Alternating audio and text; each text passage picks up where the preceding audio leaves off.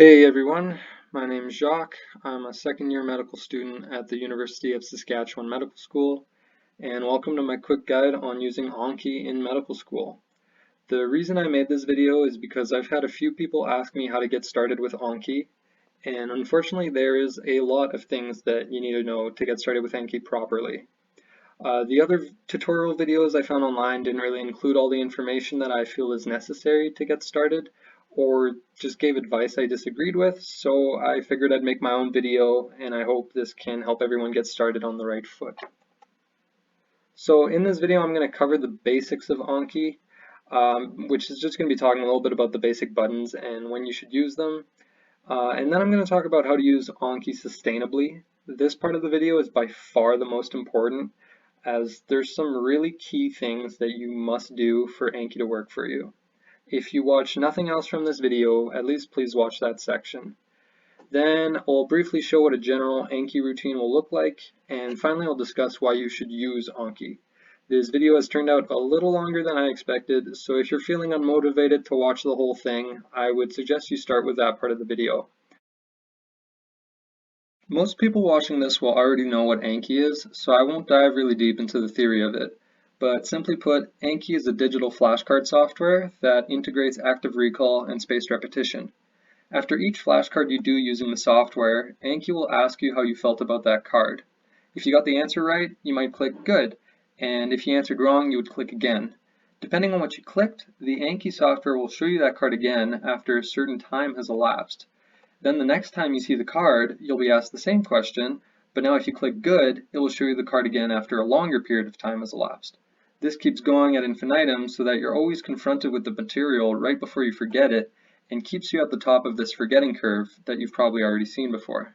Now, there's a certain way to use these buttons to get Anki to work right for you. The key thing is don't lie to Anki. If you didn't answer the card right, don't click Good, because if you didn't answer it right this time, the chances are pretty slim that you'll answer it right after a long interval. Be honest with yourself and be honest with Anki, and just click again. If you answered the flashcard right, you'll want to click Good almost always.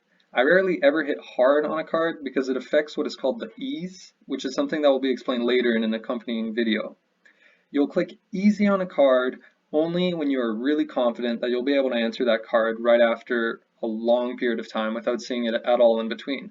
This can be kind of tricky to judge sometimes when doing flashcards shortly after a lecture, as you can't really be sure if your confidence in answering the flashcard only comes from having just recently learned the material.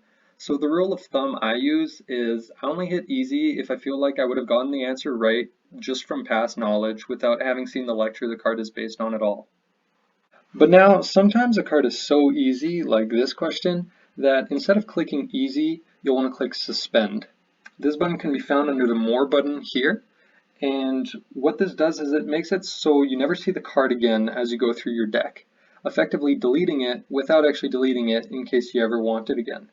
Suspend is a very valuable tool that everyone should be using with Anki because it quickly allows you to customize a deck to your personal learning needs by removing the cards that aren't benefiting you.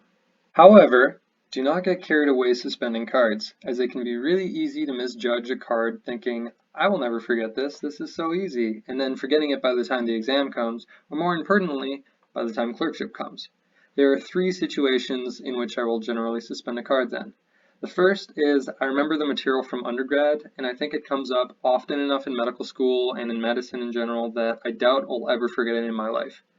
Two, a card is bad, and I'll get into the details of what makes a good and bad card later. And the third is a card is low yield, meaning it tests on a piece of knowledge that's so small I don't think it will ever come up in my career, and I'm willing to take the L on the exam if the question ever comes up. I tend to do this on most all cards relating to embryology and histology, but it's up to each person's preference. However, a big caveat is that when you're just learning the material, we can be quite poor judges of what is low yield and what is high yield, or at least I know I can be a poor judge. Therefore, I tend to not suspend cards I deem low yield until after I've already seen it a couple times or a module is finished and I can appreciate the card in the context of the bigger picture of that organ system and appreciate what they like to test for on exams. Now, if you ever did get carried away suspending cards before an exam and get tested on a card you suspended, The beauty of suspending is that you can easily go into your deck and unsuspend the card to put it back into circulation. Another really useful button is Bury. What Bury does is it will postpone a card until the next day. This is really useful if you accidentally flipped a card to see the answer before you actually gave yourself time to answer in your head, or if you misread a question which made you give the wrong answer but you feel like you would have gotten it right otherwise, or if for whatever reason you don't want to do that card today and would rather do it tomorrow instead. Another button that's useful is the flag button. This button adds a flag of whatever color you choose to the top right corner of your card. This can be really useful if you have a flagging system, such as flag all cards red that you deem high yield and only study those before an exam, or flag all cards blue that you tend to misinterpret so you know to read those questions slowly when they pop up, or another useful system is to have flag cards you think might have duplicates. It can be whatever system you can come up with. I have a little system where I flag green all the cards that are not really good cards and are like lists of symptoms or complications that occur with a disease, that it's not really worth the time for me to try to recite them all by memory, but I still do want to review that material every now and again. So when a card pops up with a green flag, it's a signal to me to just flip the card immediately and read the answer. Just reading the information like that is probably not doing a whole lot for me in terms of retention, to be honest, but it's a way to include some material into your decks that's not as Ankiable as we would like. Don't use a flagging system like this too liberally though, because you can really quickly end up with your whole deck that's flagged green. One super useful button that's kind of hidden is the undo button. If ever you went through a card too quick or you answered wrong by accident, you hit good when you wanted to hit again, you can hit Control Z and that'll get you back to that question. Or if you have the custom keyboard shortcuts add-on, it'll just be Z. This brings us to our next topic, add-ons. You may be wondering, what is an add-on? Well, it's exactly what it sounds like. It's a little piece of code to add a neat extra feature to Anki, and there's a few I highly recommend you get. But instead of going through them one by one, it will be way more efficient for you to see the video I've added to this playlist and linked in the description titled Anki Install 40 plus add-ons in 5 minutes. If you follow the instructions in the video, you'll get all the essential add-ons you need in under 5 minutes, as well as a bunch of other ones that aren't necessary but you can have fun messing around with. The Anki has many videos explaining how each add-on works if you would like to know that, but it's not necessary to know right off the bat. You can slowly learn about your different add-ons throughout your Anki journey. I still don't know what each of the 40 some add-ons I downloaded do. The one really worth knowing about right off the bat though is Amboss. Amboss is a medical education company that has this incredible digital medical encyclopedia, and they developed an Anki add-on that will scan all the text in your cards for medical terminology and will automatically create a hyperlink to the relevant page from the digital encyclopedia for each medical term. So if I scroll over secondary amenorrhea, immediately it brings up the relevant page for it on Amboss, and if I want more information on it, I can click the link and it'll open up the browser in the side view here. This is an insanely powerful add-on to enhance your learning because if there's any term that pops up in your cards and you don't understand or would like more context about, you just drag your cursor over the term and voila, you get the best and most accurate information instantaneously. Once you start using this, you will quickly realize just how insanely powerful this learning tool is. The only hitch is that you need an Amboss account to use the add-on, but you can make a free account with a 5-day free trial, and if you really want to, you can just keep making a bunch of free accounts, or you can buy an Amboss membership because to be honest, they put together an amazing product. They deserve all the money coming their way.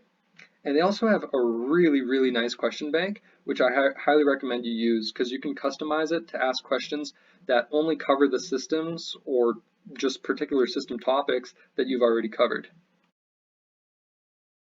This finally brings us to our most important topic, how to use Anki efficiently and sustainably. There are some huge pitfalls that you can really easily fall into when starting with Anki that can make Anki either not a very effective tool or makes Anki become this terrible black hole that sucks up all of your time. I believe these pitfalls are the main reason that so many people try Anki but don't stick to it or feel like it doesn't work for them. At least for myself, these were the main things that I had to learn to finally be able to use Anki properly, because I tried and quit Anki 3 times before I finally got it working for me. So these are the big pieces of advice I wished that I knew when I first started, and that you need to know to get started with Anki on the right foot so that it actually works for you. The first thing is you need to use the right intervals and settings.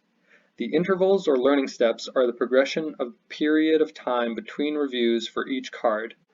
Now, I could try and explain how all this works, but I would do a poor job, so instead I've linked in the description and in this playlist a fantastic video that will explain really well how these intervals work and how the Anki algorithm works. And it runs you through all the setting options and which ones that you need to be using to be successful with Anki. Now this is extremely important as the default settings with its learning steps and intervals, they make you see the cards way too frequently, and it just makes for a really inefficient use of your time, but more importantly, it just overloads you with so many cards to review that it's just no longer possible to keep up with your reviews. At least this is the case in medical school, as there's just too much content and too little time. But even out of medical school, using the default intervals is an inefficient use of your time, as long-term retention of Anki cards is actually better with longer intervals, and that's shown in real scientific studies that are mentioned in another linked video titled Guide to Anki Intervals and Learning Steps. Something you might notice when you watch these two videos is that the learning steps and intervals that they recommend differ slightly. I've tried both, and I've had more success with the intervals recommended in the second video by Dr. Liu. I found the learning intervals recommended by the Anki still had me reviewing my cards too often to be sustainable for myself, but some people prefer to see the cards more frequently. It's completely up to you to decide what you prefer, but you really should be using different intervals than are default with the Anki program. Now, if I could embed both these videos directly into this video right now, I would, as they explain fundamental Anki knowledge better than I could ever explain myself. So please go watch these linked videos and don't skip this step, because it's one of the most important things you can do in your Anki journey, because these interval numbers have a direct correlation with your work-life balance. The next super important thing is to use well-formulated cards. I won't go into too much detail about it, as how to properly formulate cards could be an entire video of its own, but most of the information you need to know about how to formulate cards can be found at the website linked in the description, 20 Rules of Formulating Knowledge. It's a short read, and if you ever intend on making Anki flashcards yourself, you need to read it. The most important rule about formulating knowledge in Anki is the minimum information principle. This principle is best explained with an example. Here's an example of a bad Anki card. The reason this is a bad card is that it tests on about 4 or 5 individual pieces of information at once. And the reason you don't want that is, say you manage to recite this card perfectly the first few times you see it, but the third time you only remembered that Sandifer syndrome is a dystonic posturing of infant's neck spine, that it lasts 1 to 3 minutes, but you forgot that it's associated with GERD and that it can be mistaken as seizures. Now, after answering that, are you going to hit again or good? Hitting again would kind of waste some of your time because you mostly remember the card and you don't need to review all of it again. But if you hit good or hard, the next time you see it, you probably won't be able to recall the parts you already forgot. So it's much better if each individual nugget of information can be its own card so that it can be repeated at its own pace. The following is just an example of how such a question could be broken down into its individual components using close deletion.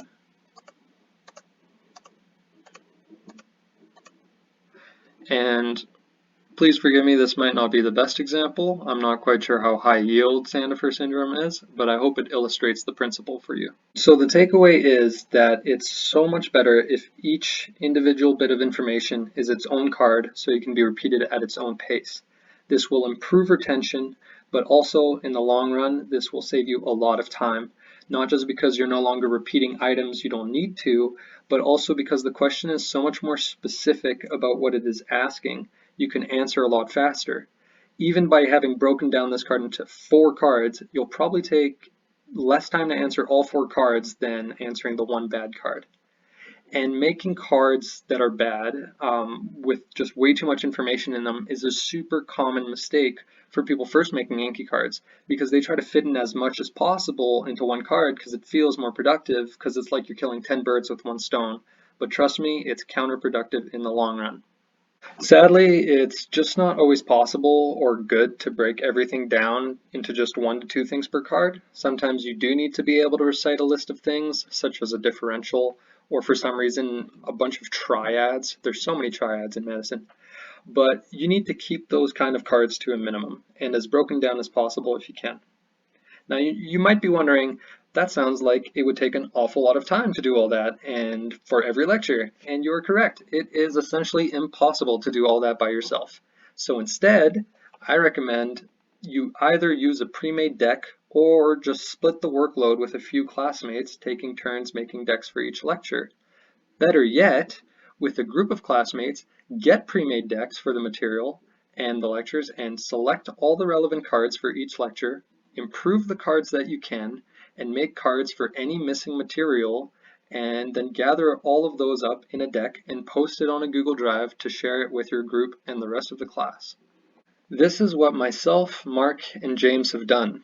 If you are a student at the University of Saskatchewan Medical School, you will have access to our shared Google Drive where you can find a nice Google spreadsheet where we post an Anki deck that is custom made for each lecture for foundations.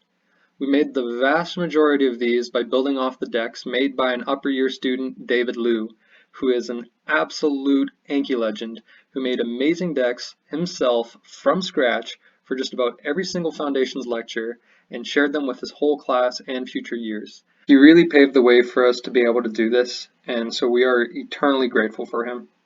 We also incorporate into our decks relevant cards from the Anki deck, which is composed of thousands of extremely high quality cards. Our hope is that years below us will use these decks, will build off of them, improve them, and post them so that the next year can do the exact same thing, so that there may be a continually improving, high quality Anki decks to accompany every Foundations lecture of medical school here at the University of Saskatchewan. The third super important thing you have to do to get Anki to work for you is you need to do your cards every day. The algorithm has made the cards due on a specific day for a reason, and if you don't do them on that day, you're not letting the algorithm work for you. As well, if you miss a couple days, the cards pile up fast and quickly becomes a really daunting task because you have 1,000+ review cards to do, and you just procrastinate it, and then you stop doing any Anki at all, and then of course Anki stops working for you. So not doing your Anki cards is the greatest Anki sin. Do your cards every day. It is seriously worth it, and it's the only way you get to reap the benefits of Anki that I'm going to discuss later in the video. Now, these following points are not as essential to follow as the previous ones. Those ones you really have to follow for Anki to work for you. These are just extra tips that can help, as they helped me quite a bit. The first tip is to prioritize Anki. I used to do Anki in the afternoon or evening, like after classes were done and my assignments were completed, but I noticed that when my schoolwork would run a little late and I had like 200 cards due that day, my brain was already fried from school. I just wanted to chill, so it happened pretty often that I wouldn't do my cards, which, as we discussed, defeats the whole purpose of Anki. This all changed though when I started doing my Anki in the morning before classes, and I forced myself to finish my Anki cards before I would even watch the first lecture if it was pre-recorded or work on any assignments. Finishing my Anki was the #1 priority every day, and that helped a lot for making sure I stayed on top of my cards. The second tip I would recommend is to get the app. This can be synced with your Anki account, so you can have all your cards on your phone and you can do Anki anytime, anywhere, even offline. I really enjoy this as it allows you to be productive in moments that would otherwise kind of be wasted to allow you to have more free time later. So if you get like 30 minutes of Anki done during the day when standing in line at a store or while on the toilet and between sets at the gym or between lectures, then that saves you 30 minutes more free time at the end of the day, which is really nice to kind of reclaim that time. The Pomodoro technique of studying 25 minutes and then taking a 5-minute break helps quite a bit for me to stay focused and complete your cards really fast. The last tip I'd suggest is to suspend the cards that are not useful to you. There's no point in spending time on things you already know so well you don't need an Anki card for it. You want any time you're spending on Anki to be an efficient use of your time. If you use the decks that Mark, James, and I have made built off of David Liu's decks, You will likely want to suspend a decent amount of our cards, as our strategy has been to make really comprehensive decks with a lot of cards for each lecture, so that each individual can then suspend whichever cards are not relevant to them or that they deem too low yield. We opted for this strategy as it's much easier to suspend a card on something that isn't relevant to you than it is to make a card on something that is relevant to you. Alright, so now I'm going to try to show what a general Anki routine will look like. So the first thing you're going to want to do every day is your Anki reviews, which is going to be the do cards, the ones that are green. And I like to start by doing all the review cards for the current module I'm on, which right now is endocrine, but I've already done a lot of my cards today, and so I already did that. But I'll show with neuro as an example. If we expand this, we can see that today there's like 6 cards I have left to do. One from this lecture, one from this, 2 from this one from this one, and I can study the lecture individually if I want to, but I don't find that super useful. I prefer having all the cards kind of mixed together, and so I could click neuro and just study all 6 cards randomly mixed together, or more likely what I do once I'm done studying the review cards for the current module, then I just study Jacques Foundations, which has all my modules and all my cards that are due for that day, all kind of shown to me in a random order, and I find that really helpful. Sometimes if I have no new cards to do that day, I'll leave like 30 to 50-ish review cards to do, just so I have something to do in those spare moments that I might expect to have during the day, like I discussed before. Now, say you've done that, you've done all your review cards, you can now get started with your day. Say you have a lecture this morning, you're going to watch that lecture, and afterwards you're going to go to the Google Drive. On the Google Drive, you're going to find the deck that corresponds to the lecture you just watched, and you'll download that. You can then import that file you downloaded into your Anki. If you click on the download while your Anki profile is open, it'll automatically do that. Now, what I like to do, and I recommend for you to do as well, is to go through these new cards you've downloaded the day after you've watched a relevant lecture. The reason for this is memory is best consolidated when the retrieval of the information is a little bit challenging. Doing the cards right after the lecture is relying more on short-term memory, which isn't very challenging, and it also doesn't really engage the part of our brain we would like to engage, which is our long-term memory. So now let's say it's the next day. Again, you're going to do your review cards first, and then you can do either your lectures first or assignments first or your new cards. The order doesn't really matter as much. Because if it's like maybe a crazy day and there's a lot of new cards and you just don't have time for the new cards, you can do them 2 or 3 days later after the lecture, and it's no big deal. You don't have that luxury though with your review cards. So when I'm ready to do my new cards, I drag the sub deck into the bigger parent deck. And I'll do that for all 3 of these lectures I watched yesterday, and then I'll click the big endocrine deck, and then I'll just study them all in a random order. This finally brings us to the final part of this video, why you should use Anki. And these points are not comprehensive, nor are they in order of importance. They're just some of the points that I have found really beneficial from Anki, and I think everyone could benefit from. So first, scientific research has shown that active recall and spaced repetition are the most efficient methods of studying when the studying requires memorizing large amounts of information, such as in medicine. Thus, by studying in the most efficient way, you get to maximize your time for all the good stuff outside of school and studying. Anki helps you make links between the material. When you're studying the cards from every module randomly mixed together every morning, you really start to notice the links between the cards and all the systems and how they work together.